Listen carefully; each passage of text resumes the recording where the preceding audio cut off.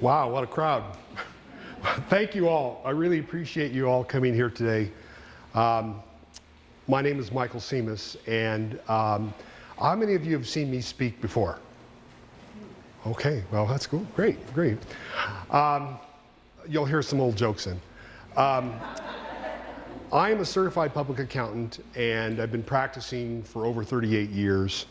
And while I really enjoy the accounting profession, my passion is history. And over the last 20 years or more, I have gone around and have acquired thousands of images of the Central Valley in many different aspects of agriculture, logging, and also the power industry up here in the Central Sierra. And so back in 2009, myself and Steve Harrison, we published a book, which I have copies here for sale later on, hint, hint, which we put together on the story of these lakes that are up here. And you said it was Shaver, Huntington, and Florence. I've added Hume simply because of the way in which everything works together here. So what we're going to do is we're just going to take a little slide presentation, take a trip down memory lane and see what's going on. So what we have here is the... Oh, use the mic? Okay, I'll use the mic. Is that better now? Okay. So what I'm going to do here is I'm going to get the slide presentation going here. Come on. There we go. Okay, so what you have here, this is a postcard that was published back in 1907 showing the snow-capped Sierras from the view of Dinuba. And the Sierra Nevadas were always an allure to the people that lived within the valleys here. In the summertime, many people would run from the heat to go up to the Central Sierra and spend a couple months avoiding the heat in the valley. The way that you would do is, this is another view which shows, you'll see Pine Flat Dam there. This was taken right after Pine Flat Dam was completed. And I'll zoom in a little bit here. You can see the actual, there we go. You can see that was right after it was completed. And I actually recently acquired about 50 pictures of that dam under construction. And so that in itself could be its own slideshow. What you would do is you would jump on your wagon and head to the foothills. And so this is a picture of a family or a group of people waiting for the, I don't know, I think the horses are somewhere. Can't really tell. There's a bicycle in the back. You can see the woman there with the shotgun, no less. I mean, there's a story in itself. I love the hat on the woman to the right. You can see the bicycle and the guys are standing around, I don't know. Anyway, when you would get up to the mountains, you would start, this is at the bottom of Toll House Grade. And that is not, there's no trick here. That was the steepness of the road. And so you would get on your wagon and you start heading up the hills. And then when you have to do, you may have to cross a bridge or two. This is a swinging bridge across the Kings River. Yeah, I know. Somebody had to build that. So, and then what we have here is when you get up to the top of the hills, you would end up having a chance to visit the trees. This is over at General Grant. I really like this picture. This was done by Charles Curtis.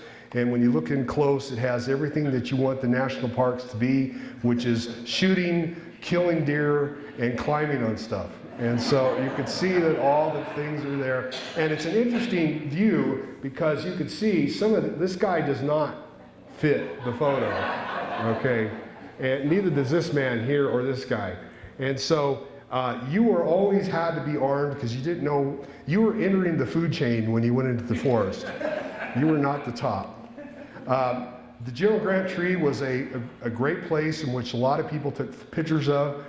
If you go there today, you couldn't get anywhere near it like this. And the little sticks that are on there, those are people putting their name on a piece of wood and nailing it into the tree. Yeah, okay, so Well, different times for different people.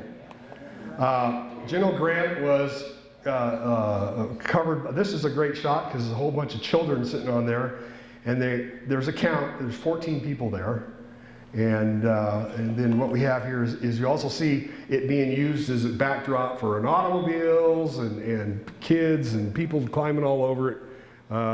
That's why they had that thing fenced off. It would have died, and so. What those trees were done was many of the redwood trees were cut down. And this is a rather unique shot of falling a big one at Millwood. And everybody's looking over here going, is it gonna hit? Is it gonna hit? And so it is quite sad when you see that type of shot. But at the time, that's what people were doing to make a living. Trees would be dropped and then they'd be segmented, just like you can see right here. Different segments would go through. And this is a 18-foot wide log at Camp 6 at Hume. And then and there's another one of people in a cutout, just to show you the size of the tree in terms of scale. And then there's another group of people, now they put the fence around it. So stay off the tree. And so you can see everybody sitting there hanging out in front of the tree. People would come up here to camp. And this is a camp site somewhere outside of Hume. And then this is the result of a pie eating contest. And you could see the faces of all which guy do you think was the winner? I think he was. So you can see and again, I found this postcard at an antique store in Oregon. And I recognized immediately the background was Hume Lake. This is an interesting shot. This is the home of a California big game hunter at Hume. And so you could see he has all of his game. There's the bobcats and deer and mountain lions. And then over here we have raccoons. Well, it's an otter, it looks like. And then we even have another one here, bears superior over the top. And then this is a saloon that was at Hume Lake called the Log Cabin Saloon. And when you zoom in on it, this says, check your guns with the dog at the door. And so it's just an interesting shot. Again, you know, I laugh about some of the framing of these shots. This was a rather large mechanical log loader. It would lift the logs up onto the train flat cars. And then here's the flat car here with logs on it. And this man has faith in that chain. That is, yeah, a chain. Yeah, I mean, I saw that and it's just, ugh. And then this is a trestle that was at Hume. And you can see the steam train going across with the flat car. And then this is another view at the Hume with the log train on the trestle. And you can zoom in a little bit. You can see the nice shiny brass bell on there. This was a Shays locomotive. It's almost like a gear drive steam train. Wasn't fast, but it was very powerful. This is the dam and the lake at the Hume Bennett Dam at Hume. And this, you'll see here that the logs are being drug up this ramp. You can see the steam train sitting right there. And then this is a view of how the logs would go down the flume. This is in the Kings River Canyon. And another view of the Kings River Canyon. This is an interesting shot. This is right above where Pine Flat Dam is. This is where they had the flume cross the Kings River. And what happened was that they learned the hard way that water has its own way of thinking. And when it was going across this particular bridge, the water would cause the bridge to cavalcade. And so what that would do is it broke the flume. I have another picture that I've been trying to acquire that showed how they rebuilt this, and they built it about 5 times stronger just so that that bridge wouldn't cavalcade when the water went across. This is, let's go back. This is Trimmer. Now Trimmer in today's Pine Flat is a boat ramp, but at the bottom at the lake was a hotel and a barn, and this is the flume that came all the way from Hume Lake, all the way into Sanger. And this was a very famous place to go and stay. There it is, the same spot today with some water on it. Back in 2014, I went up there and I saw the ruins of the buildings out of the water for the first time since 1985. And so this is the barn, and the hotel would have been around here. But there's something else here that a lot of people don't know. And you'll see there is the barn foundation, there's the hotel. But this structure right here, this is the only photo I've ever found of it. That was the Trimmer jail. And so when you see it today, and yeah, here's even closer, you'll see it right there, the Trimmer jail. And even then it looks like it was a ruin, but that was the jail part right there. And you'll see the flume going across. This little bridge area caught my eye recently with this postcard, which is a group of guys parked underneath it. And the guy that sold it to me goes, I have no idea where this is. I go, I know exactly where it's at. I'll tell you after you sell it to me. And so you can see the hotel in the background right there in that little area. This is a group of men that were driving up motorcycles in the mountains at the time. I've circled two items. The one on the far side, that was the barn foundation. And what I've circled on the other side, that is the foundation of the jail. And so you can see, zooming in, you see there was a structure there. And there's the hotel that was at Trimmer. And that hotel burned down. They moved the hotel into the barn. And this barn was there until they flooded it in the 50s when the Pine Flat Dam was built. I'm standing there in front of that place today. Well, that was 8 years ago now. But it's interesting to be down there because, like I said, it was the first time that you could be down there since '85. And just one last look, and me standing next to the jail. And then you can see the flume coming near Sanger. This is coming down following the irrigation canal. And then another view of the flume. It says longest flume in the world at the time it was. And then it ended up here at the Hume Bennett Lumber Mill in Sanger. We're interested in looking at Shaver and Huntington and Florence Lake. And this is a map that I found in Napomo, of all places. It was made in 1901. It's the original map of the Shaver area. And missing is Huntington Lake. Huntington Lake would be right here. Okay, so what you're going to see as we go through the slideshow, there's a large, what I think called, I forgot what the name of that rock is there outside of Big Creek. Somebody will yell at me when they see it. The dams went across here. What'd you call it? Kirchhoff Dome? I think you're right, yeah. See, the lake was much smaller, and then it also shows where all the different lumber mills were. Yeah, and there was also a railroad that went along Shaver Lake there, which we're going to see some pictures of. And that's just a closer view, seeing all the different lumber mill names. And it's a great little bit of information because, sometimes you find information like this in the weirdest places, and it ends up becoming the only information that you'll ever find on a particular subject. This is where Big Creek is. So you'll see this is where the water cascaded down next to the dome. And the dams, there's 3 dams that cross this area here that create Huntington Lake. And so this was before anything was even built at that time. This is a shameless plug. We're a commercial break. I did a book with Steve Harrison on Shaver, Huntington, and Hume Lakes. So some of the pictures you're going to see today are in the book. Other pictures you're seeing today I have found since the book has been published.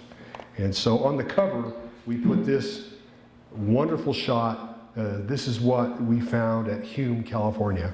And the thing I really like about this picture is just the size of the trees and the camaraderie that is being shown in the pictures, where everybody's hanging around each other and having a good time. And then even over here, you know, just an interesting crowd that was working there in this photo. The Hume Lake mill was at Millwood, and then they ended up moving to Hume Lake. This is a recent photo that I found. I'll read the caption if you can't see it. If you can't see it down here, it says, Arthur Davenhill photographer. Man sitting at table, Scott, question mark, and H.E. Dwill. Our camp at Ockenden, California, June and July 1897, about 200 yards up creek from present highway. The Petaluma cart, our means of transportation from and to Fresno, drawn by one horse. So you see the cart back there. It's just an interesting view. I would like to know more about this photographer. This is the only thing I've ever found, the work that I found of him. Here's another shot. It says at the top, taken by Arthur Davenhill, photographer with whom I spent the summer of 1897. He and I camped at Ockenden, south of about 200 yards from the highway. Present house is up the creek. We went up in his Petaluma cart, stayed here part of June, all of July, part of August, then left cart and effects there and took a horse back up to Charles Knapp and George Powell and to Markwood Meadows, up over Baldy and Dinky Lakes, back Dinky Creek where Powell had a garnet mine. Interesting little tidbit there, a garnet mine back there, and north to Thompson Cattle Ground.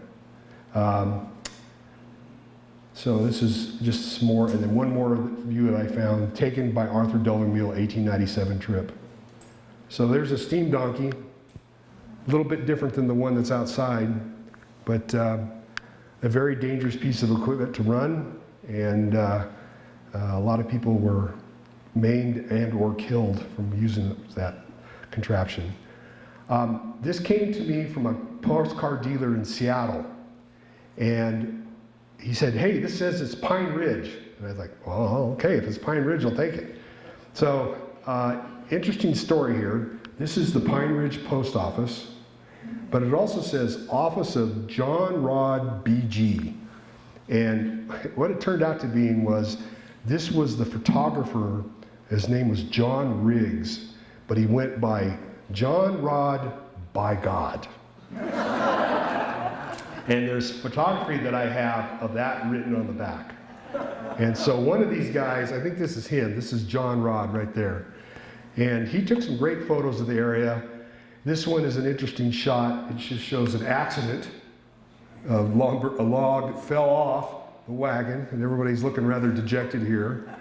And then this is a panoramic shot of the flumes. I think somebody here is really, okay, well, we'll talk about this one.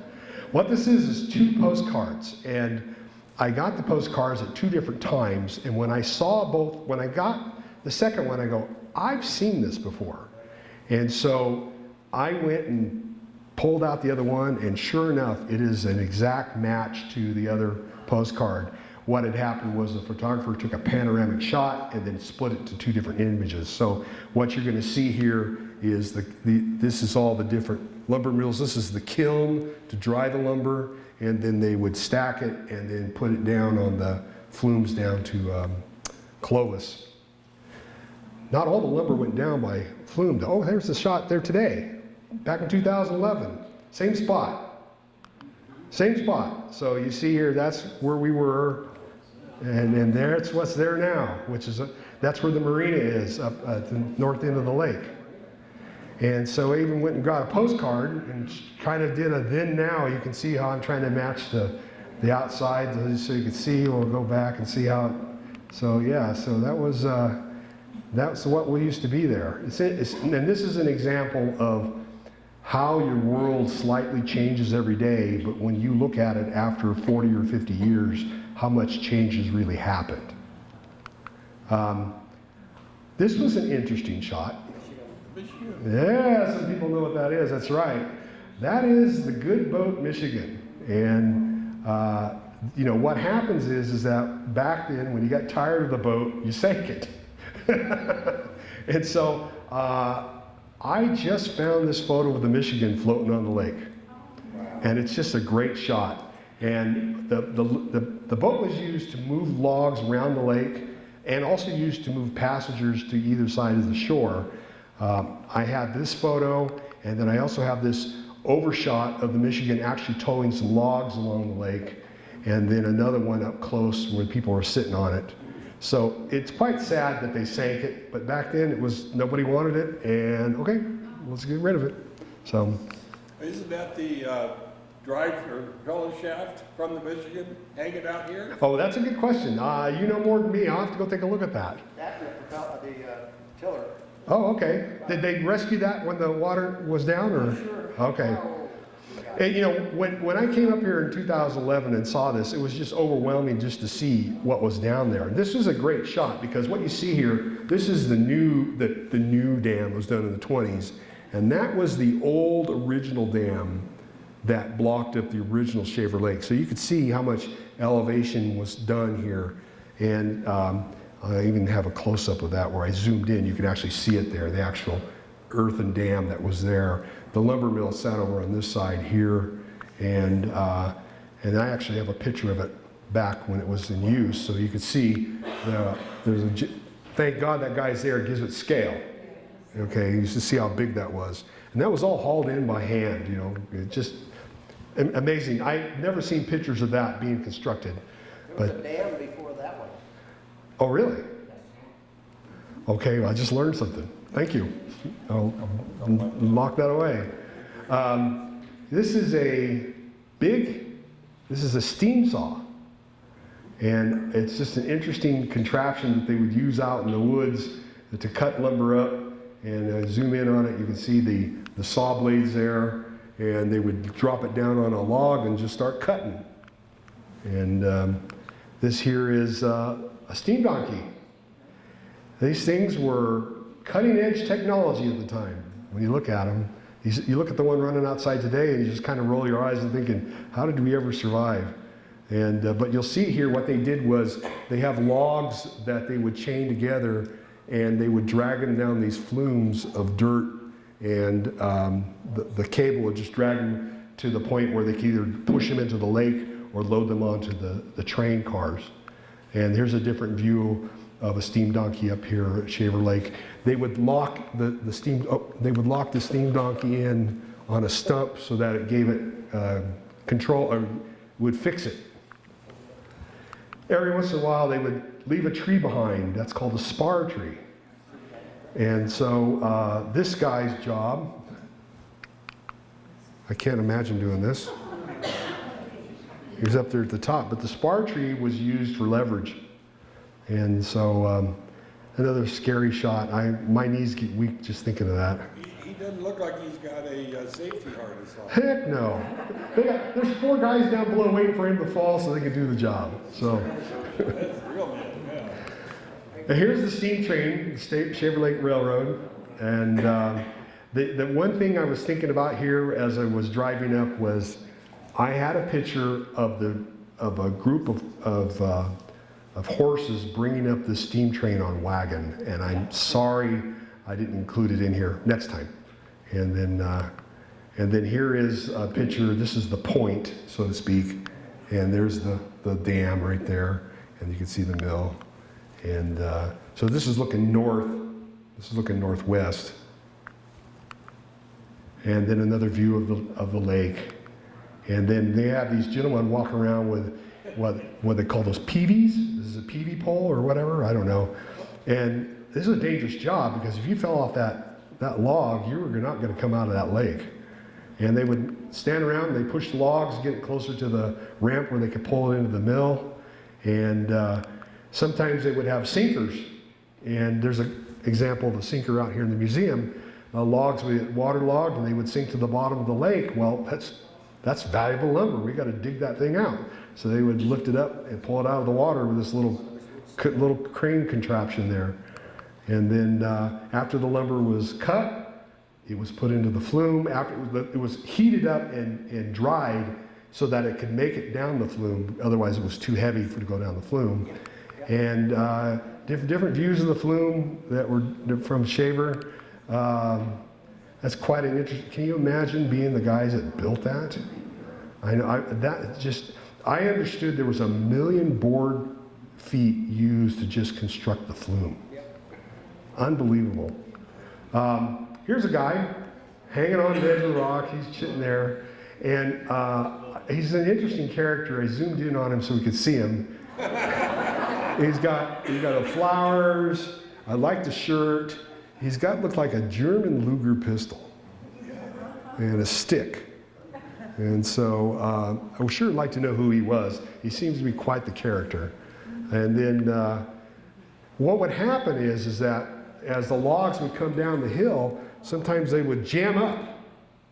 And so then the water would spill out of the flume, and then somebody would have to come out here and push the lumber out of the way so that they could get the logs continuing to go. So what happened was that they had places where gentlemen would push the logs along to make sure that they wouldn't get trapped.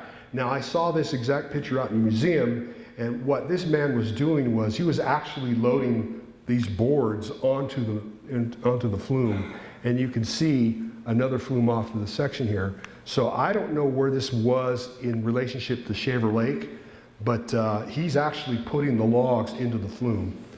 But they would have these houses about every 5 miles, log tender's house, and so looks like a great place to live. And so the guy would sit there and make sure that the logs made it down. They also had telephones where they would call to say they had problems. Early use of the telephone. There's a flume behind these two guys. You see them up here. But what I'm more interested in is how trusting this man is with this man, because he's standing right there like, holy cow. You know, again, no safety harnesses. We're just going to enjoy life. So. With the other guy standing on his foot. Yeah, I know. And of course, you know, they even employed women to go out there and make sure that the flumes would work. However, I don't know if I'd want to be this woman considering where she is working.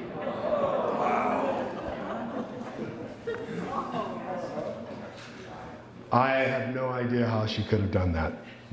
There's no way I'd be up there. And then the logs would end up coming down to Clovis. And there's the lumber flume at the very end coming into the yard. There's a close-up of the flume. And then that's where the rodeo grounds is now at Clovis. And there's the actual mill, Fresno Flume and Lumber, Clovis. Some of the better lumber, though, did not go down by flume. It went down by wagon. Now, this is a steam train or a steam engine tractor moving lumber up here at Shaver Lake. This is hauling lumber by traction, Shaver, California. But most of it was done, well, it's over here at Hume, at Sequoia Lake, there was this small railroad that did it.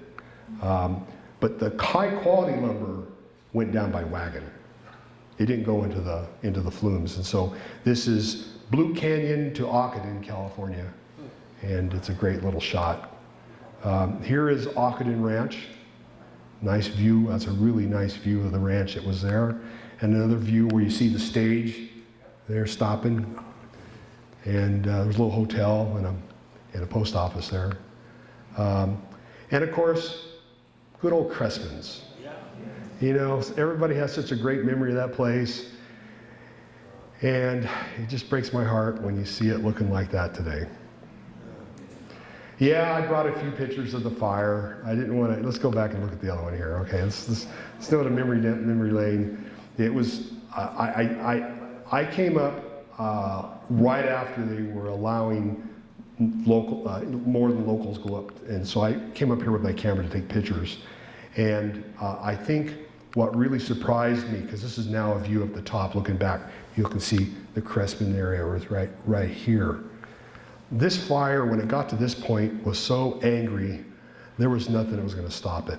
Because when you see the topography of the canyon that this over on this side, you could see how it roared out of the bottom of the Big Creek Canyon and just came up that slope, and all that heat was in front of that fire, and it just came up, and there was just no way they were going to stop it.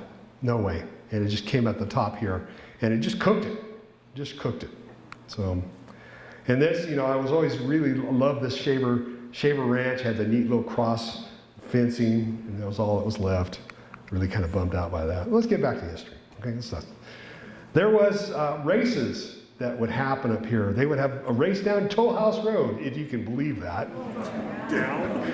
Down Toll House Road, and see they have the guy here say, sorry, we're gonna go back. I ruined it there.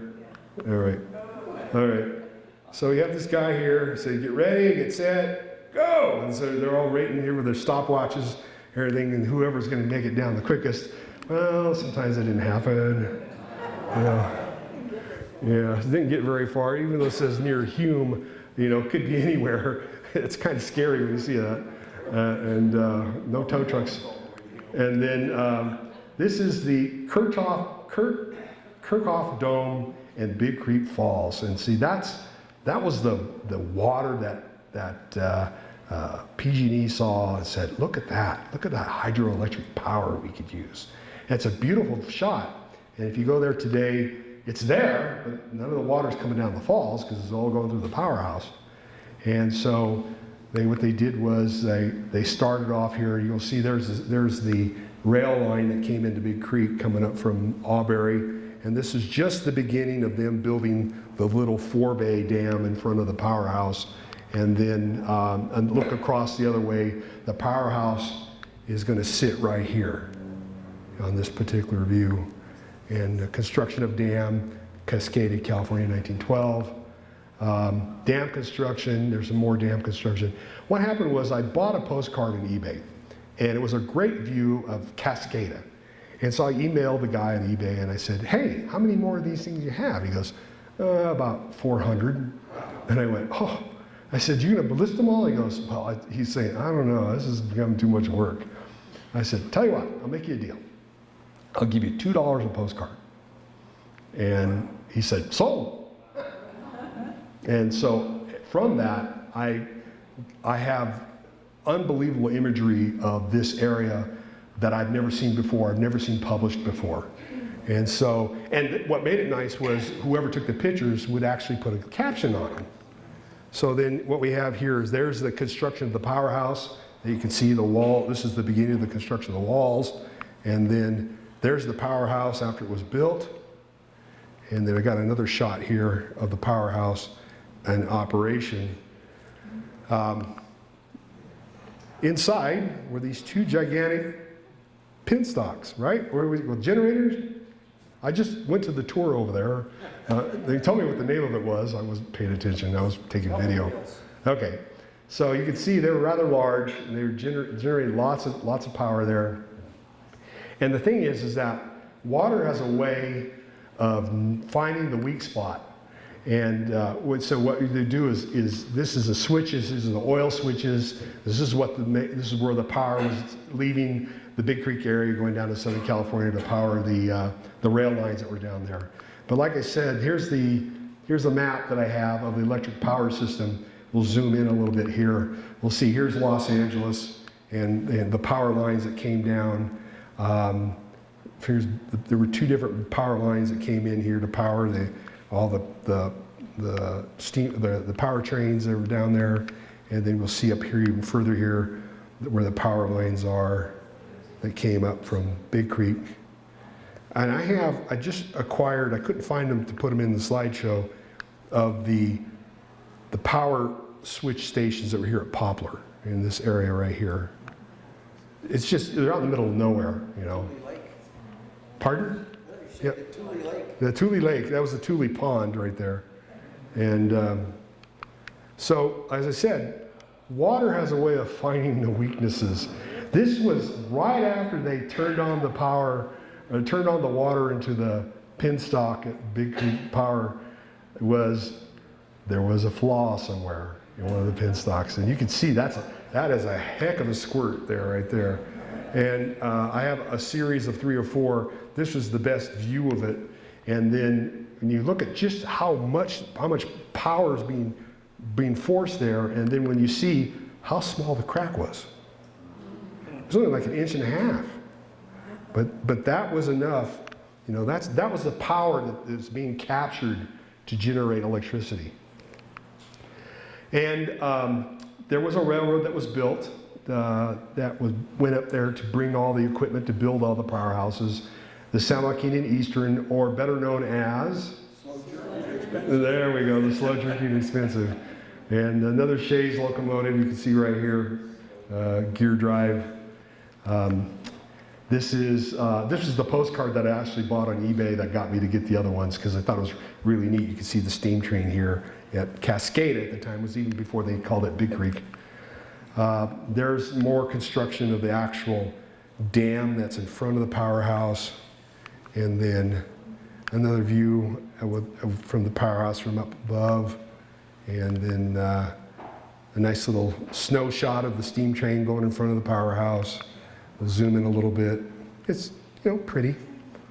And then, but that wasn't it. They had these hoists because the steam train only went so far. Then they had to get stuff up even higher, up to the Hume Lake. So they would put construction material on those little cars and they would hoist them up. And so this is a picture of one of the dams under construction. I don't know, that didn't have a name on it. What I found interesting was the fact that they would put actual boulders in there as part of the aggregate to when they pour concrete on this. And this is what it looked like when it was under construction, nice little stair-step way of doing it. And then they tested out. Hey, is it going to break or not? And I don't think they do this today. I don't think I've seen in modern times whether or not they actually let the water go over the top of the dam. But that is dam number 1 overflowing. There's dam number 2, a little bit bigger, different arc. Dam number 1 would be over here. And then dam number 3 is right here, a little tiny thing. And so 3 little dams that created Huntington Lake. And so the dams were across, well, see, this is Kirchhoff Dome. So the dams would have been right in this area here. And I did a little picture of a satellite photo. So there's dam 1, dam 2, and dam 3 right there. Okay, so you can see what's at. Here's a nice little busy day at Big Creek. Just a nice view. It's really sad that a lot of this is gone now. Here's a different view looking the other way. There's the post office, the Big Creek store, lots of snow. And then nice little scene at Huntington Lake. And another view of the store, hotel, and post office at Huntington Lake. Huntington Lake Lodge. The Camp Edwards Hotel, Huntington Lake.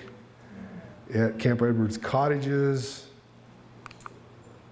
And State College at Huntington Lake. Yeah, they could have gone to college up here. And then the Lakeshore Resort, which I have a now picture, but I didn't realize I stood the wrong way so well. Anyway, it's still there. It survived the fire, okay? Here's the boats that were on Huntington Lake, still are. Home Creek Resort. And then Shaver Lake Post Office, a different view of it. This is an interesting because it shows the post office with the lake in the background. But what's interesting is when you zoom in, is notice if you're Japanese, you better get out of here. It's quite sad. There it is on the Huntington Lake, Huntington Lake Post Office there, notifying that Japanese have to vacate the area in 1942. So again, you know, it's a way in which history comes back to bite you when you're looking at photos. That's the same place today, still exists. And then there's also was a camp, and I had to reverse the polarity on this so we could read it. It says Camp Kilowa for Boys, Huntington Lake, 1930. And then there's another one, Camp Kilowa for Boys, Huntington Lake. Am I saying that right? Kilowa? Kilo, whatever. Here's a picture of the Florence Lake diversion. So what they had to do was they diverted some water so they could start building the actual Florence Lake. Here's the construction of the dam at Florence. Interesting little way of building these little arches. This was kind of unique at the time. In fact, if I remember right, it was Eastwood. Was it Eastwood that came up with that? And you know, not that I'm trying to sell a book here, but in my book here, I have a picture of Eastwood standing on Pine Ridge in the 1890s with his friends in front of the largest pine tree on Pine Ridge. And so it was interesting how he was up here even back then. And so then here's the dam when it's still under construction. You'll see it right up there. And then what I find really interesting is just how it just like a puddle of water on top of rock. And it's just an interesting little formation there. Now they had to get the water from Florence Lake to Huntington Lake to Big Creek.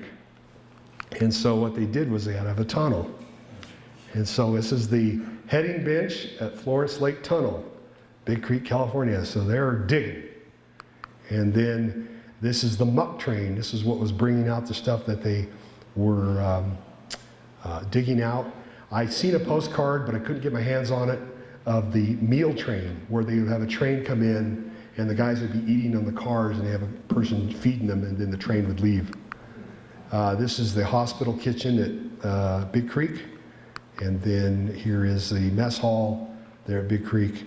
I bought all these on eBay. They were a group of photos that nobody wanted because they were damaged. And I'm like, until I find a better one, I'll use this. And then this is the band at Big Creek. Yeah, we're gonna have a great time, you know. And then they're removing the blowpipe at Florence Tunnel. That picture's out here in your museum.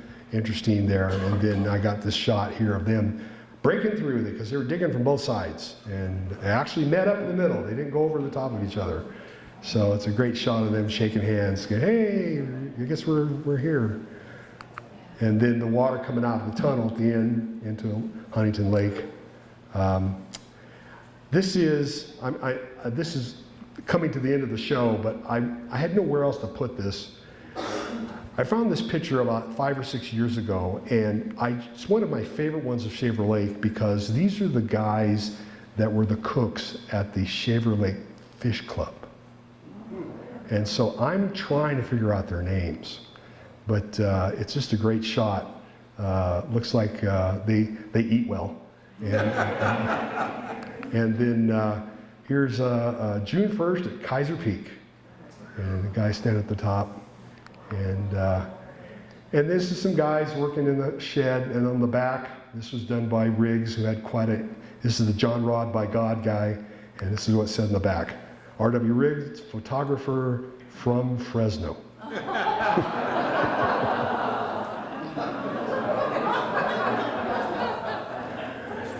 And that's my show. So, any questions?